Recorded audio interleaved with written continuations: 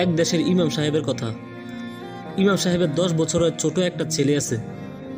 প্রতি শুক্রবার ইমাম সাহেব জুমার নামাজ শেষ করে ছেলেকে নিয়ে দাওয়াতের কাজে বের হতো। রাস্তায় যাকে পেত তাকেই ইসলামিক বই, ম্যাগাজিন ইত্যাদি ধরিয়ে দিত। শীতের সময় প্রচুর শীতের তুষার পড়ছে, তাই ইমাম সাহেব ঠিক করে রেখেছেন আজ আর তারা বের হবেন না। এদিকে ছোট ছেলেটা গরম কাপড় পরে রেডি হয়ে এসে বলছে, বাবা আমি রেডি। ইমাম সাহেব বলল, কেন? ছেলেটা বলল, কেন তোমার মনে নেই আজ আমরা দাওয়াতের কাজে বের হব? ইমাম সাহেব বলল, আজ যাব না, দেখছো না বাহিরে তুষার পড়ছে। বাবার কথা শুনে ছেলেটা অবাক হয়ে বলল, তুষার পড়ছে বলে কি মানুষের জন্য জাহান্নামে যাওয়ার পথ বন্ধ হয়ে গেছে? ছেলের এমন গভীর প্রশ্ন শুনে বাবা বলল, আমি আজ যাব না। ছেলেটা বলল, ঠিক আছে তাহলে আমি যাই। বাবা বলল, যাও। ছেলেটি বই নিয়ে বের হয়ে গেল। 2 ঘন্টা যাবৎ বিলি করছে। এর মধ্যে শীতে ছেলেটির হাত পা যেন জমে গেছে। শেষে আরেকটা বই বাকি আছে, কিন্তু কাউকে পাচ্ছে না। এদিক সেদিক খোঁজে ছেলেটি বাড়ি ফেরার পথ ধরল। ঠিক তখনই দেখলো একটা বাড়ি। ছেলেটি ভাবলো হয়তো বাড়িতে কেউ আছে, তাই সে দরজায় গিয়ে কলিং বেল বাজাতে শুরু করলো। 1 বার 2 বার 3 বার কলিং বেল বাজালো, কিন্তু ভিতর থেকে কোনো সাড়া নেই। তারপর ছেলেটি চলে যেতে সামনে পা বাড়ালো। হঠাৎ কোনো এক অজানা শক্তি যেন তাকে আবার দরজার সামনে টেনে নিয়ে এলো। ছেলেটি এবার দরজায় ঠক ঠক করতে লাগলো, কিন্তু না, এবারও কোনো সাড়া নেই। কিছুক্ষণ অপেক্ষা করে আবার দরজায় ঠক ঠক করলো। তারপর হঠাৎ ভেতর থেকে আস্তে করে একজন মধ্যবয়সের মহিলা দরজাটা খুলল। মহিলাকে দেখে ছেলেটি একটা হাসি দিল, যেন তার সব কষ্ট শেষ হয়ে গেছে। এবার মহিলার হাতে বইটি দিয়ে বলল, আন্টি আপনাকে বিরক্ত করার জন্য দুঃখিত। আসলে আমি বলতে এসেছিলাম যে পৃথিবীতে আর কেউ আপনাকে ভালোবাসুক বা না বাসুক, একজন আপনাকে অনেক ভালোবাসে। কেউ আপনার কেয়ার করুক বা না করুক, একজন আপনার খুব কেয়ার করে, আপনার খোঁজ রাখে। তিনি হলেন আমাদের রব, আল্লাহ।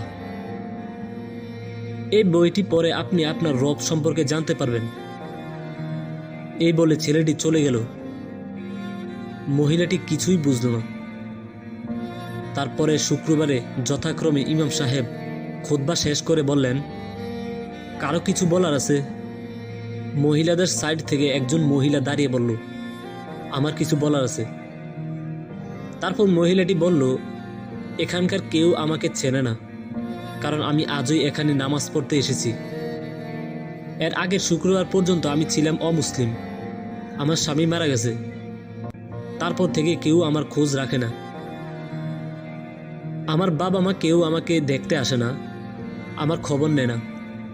নিজেকে খুব একা আর অসহায় মনে হচ্ছিল। ভাবলাম আমার তো কেউ নেই, আমি আর বেঁচে থেকে কি আর করব।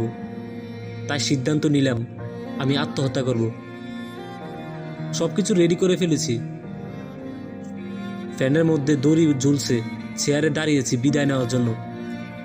একদম শেষ মুহূর্তে আমি গলায় দড়ি দেব, ঠিক তখনই কে যেন বারবার আমার দরজায় ঠক ঠক করছে, কলিং বেল বাজাচ্ছে। একবার ভাবলাম খুলব না, কিন্তু বারবার ওই দরজায় ঠক ঠক করছে। কিছুক্ষণ ভেবে গেলাম দরজা খুলতে। খুলে দেখি ফুটফুটে একটা বাচ্চা ছেলে দাঁড়িয়ে আছে, হাতে একটা বই নিয়ে।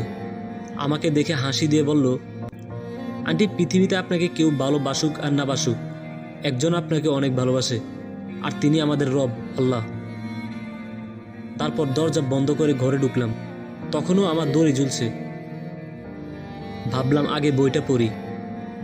বইটা খুলে শুরু থেকে শেষ পর্যন্ত মনোযোগ দিয়ে পড়লাম। পড়া শেষে আমি আমার আসল ঠিকানা খুঁজে পেলাম। এক লাথি দিয়ে চেয়ার আর দড়ি ফেলে দিলাম। পেয়ে গেলাম আমার আপনজন, আমার বাঁচার পথ। পেয়ে গেলাম আমার রব, আল্লাহকে। সাথে সাথে কালিমা পড়ে মুসলমান হয়ে গেলাম, আলহামদুলিল্লাহ। ছেলেটি আমাকে জাহান্নাম থেকে বাঁচার পথ দেখিয়ে দিল, যা ছিল আল্লাহর ইচ্ছে। আমি বইটার মধ্যে এই মসজিদের ঠিকানা পেয়েছি। আর এর জন্য এসেছি যে আমি ছেলেটার কপালে একটা চুমু দেব। মহিলার কথা শুনে সবাই কাঁদা শুরু করলো।